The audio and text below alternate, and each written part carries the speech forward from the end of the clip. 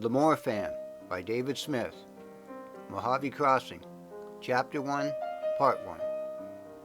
Mojave Crossing was the first book Kevin Jones read by the Western author Louis L'Amour. He and his wife Maggie, along with their son and twin daughters, were on a camping trip at the Kern River. This river is located in central California, a few hours' drive north of the San Fernando Valley. This morning, the family had all woken up early to go fishing. Kevin and Maggie had spent time together in an area known as Miracle Hot Springs before the children had been born and liked to pay the area a visit whenever they made the trip to Kern River. They were on their way back to their campsite above Kernville to have the fish they caught for breakfast. Coming around the corner on Highway 178, which is only a two-lane highway, there were a couple of bumps under the hood and the van's motor stopped running. They were stuck in the middle of the road with a dead vehicle. Cars behind Kevin began trying to go around the van, but it was a dangerous situation. This spot had no turnout, with rocks and river on one side and a mountain of continuous rock on the other. Maggie tried her cell phone but had no signal. A few horns began honking behind them. Just their luck. Traffic was busy coming and going. "There's nowhere to go," Kevin said. "Everyone stay in the van. I'm going to try and help the traffic." He got out of the van to greet several people as they came to try and help. Kevin told them the problem and said he'd help them get around the van until help arrived. People started reaching for their cell phones to see if they had service while returning to their cars. It was chaotic, but Kevin was directing people around the van one at a time. Within 20 minutes, they heard a siren and a sheriff's squad car appeared. Behind him came a second squad car and a tow truck. The tow truck driver drove past the van to find a turnout to turn around. He'd done this before. When he returned, he pulled in front of the van, backed it up, and within 10 minutes they were on their way to town. One of the officers had taken over directing traffic and stayed until the road was safe again.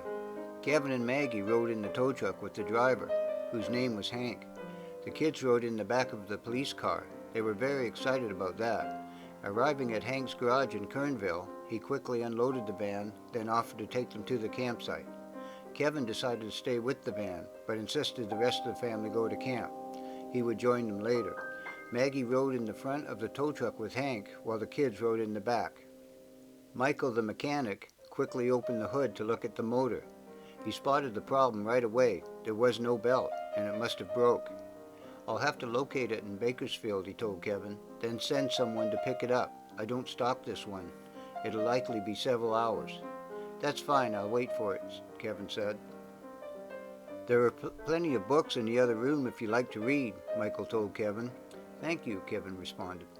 He walked into the other room and browsed through the books. There were quite a few. Half were westerns, many of those by the Western author Louis L'Amour. This author made Kevin think of his father. He remembered him reading these westerns. The shelves also held mysteries, science fiction, thrillers, some older, some fairly new. Kevin decided to go and get something to eat first, and walked outside into the warm sunny day. The temperature was expected to be in the upper 80s and was well on its way. Kernville is a very scenic town sitting in a valley surrounded by the Sierra Nevada mountains and the Sequoia National Forest. The Kern River and Lake Isabella attract campers, fishermen, boaters, hunters, and hikers. River rafting is available. Gold miners also go to Keysville to try their luck. There are plenty of outdoor activities. A quick look up and down the road, and Kevin decided to eat at Cheryl's Diner. Sitting outside at one of the several picnic tables, Kevin enjoyed his burger, fries, and chocolate milkshake. Taking his time, his mind went back to the books at the garage. Kernville was a Western-style town. It had had its own gold rush, and there had been cattle ranches, and still were. He'd never read a L'Amour book. He again thought of his father's collection and how he had read and talked about them a lot.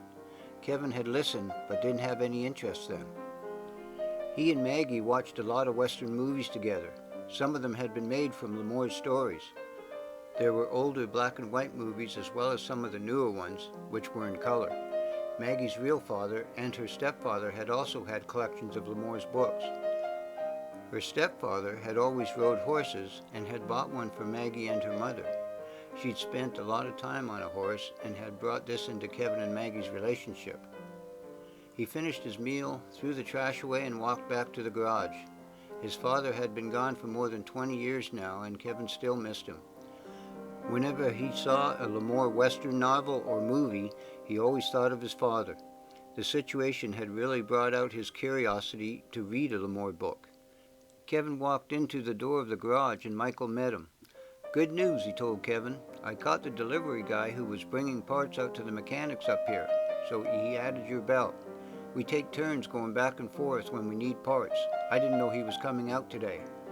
"Great," Kevin told him. "I'll do some reading while I wait."